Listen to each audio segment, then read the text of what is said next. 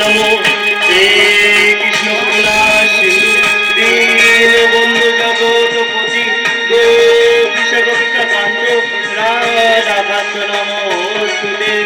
ওম সর্বমঙ্গলে মঙ্গলে শিবে সর্বত্র সাধিকে শরণ্যে ত্র্যম্বকে গৌরী নারায়ণী নমস্তুতে। ওম কার্তিকেশ্ব মণির মাতা ভোগিনী বাসুদেবের মাতা জড়াধর মণির পত্নী মা মনসা দেবী নমস্তুতে। ওম কার্তিকেশ্ব মণির মাতা ভোগিনী বাসুদেব মাতা জড়াধর মণির পত্নী মা মনসা দেবী নমস্তুতে।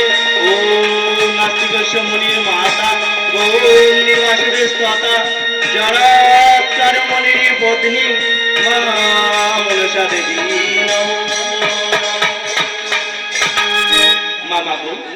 তোমার কাছে চাইতে না চাইতে তুমি অনেক কিছু দিয়েছো মা।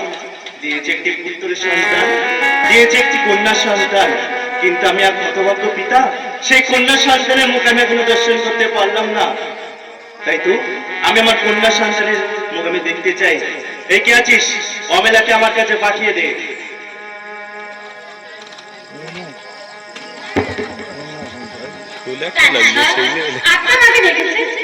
আমি তোমাকে ডেকেছি।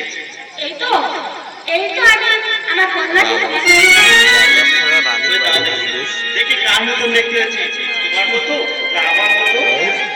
বাবা মেলা, আমাদের কন্যা সন্তান তো খুব দেখতে খুব সুন্দর হয়েছে। তুমি এর নাম কি রেখেছো? আমি এখনো নাম রাখিনি।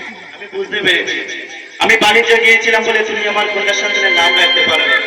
বেশ, তুমি চিন্তা করো না, আমি এক্ষুনি ঠাকুর মশাইকে দেখে আমাদের কন্যা সন্তানের নাম রাখার ব্যবস্থা করছি।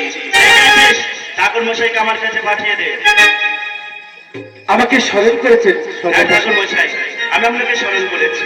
কেন, কিসের জন্য? আমার একটি কন্যা সন্তান রয়েছে, সেই কন্যা সন্তানের নামকরণ করতে হবে আপনাকে। অতি উত্তম প্রস্তাব।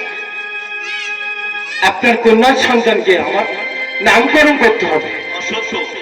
তাহলে আপনার কন্যা সন্তানকে জন্ম হওয়ার পূর্বে আপনার রাজ্য, আপনার রাজপ্রাসাদ দেখুন আলোয় আলোকিত হয়ে গেছে।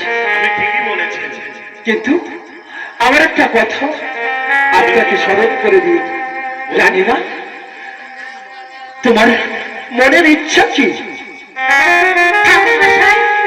আমার মনের ইচ্ছা, আমি আমার কন্যাকে মায়ের পায়ে শুভে দিতে চাই। তুমি যখন তোমার কন্যাকে তোমার মায়ের পায়ে শুভে দিতে চাও, আজ থেকে তাই হোক। তাহলে আপনার কন্যাকে যদি মায়ের পায়ে শুভে দিতে চান, তাহলে মায়ের পাশে চলে আসুন।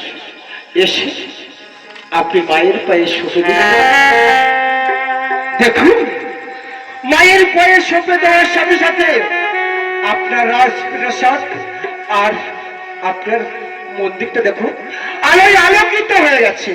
তাই এর নাম রাখলাম বেহুলা। বাহ, খুব সুন্দর নাম হয়েছে। বেহুলা, বেহুলা, খুব সুন্দর নাম হয়েছে। আমি তাহলে আসি। বেশ, আসো।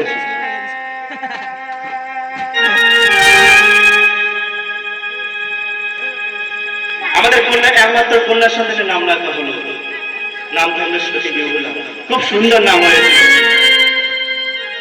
কিন্তু সদর মশাই, হ্যাঁ বলুন। আরেকটি কথা। কি কথা? তোমার কন্যা সন্তানের নাম রাখলাম বেহুলা, কিন্তু আরেকটা কথা। কি কথা বলুন? তোমার কন্যা সন্তানকে আপনার রাজ্যে যদি কেউ সর্পকে আঘাত করে, তার তোমার কন্যা সন্তানের নাম জীবনে নেমে আসবে ঘোর অন্ধকার।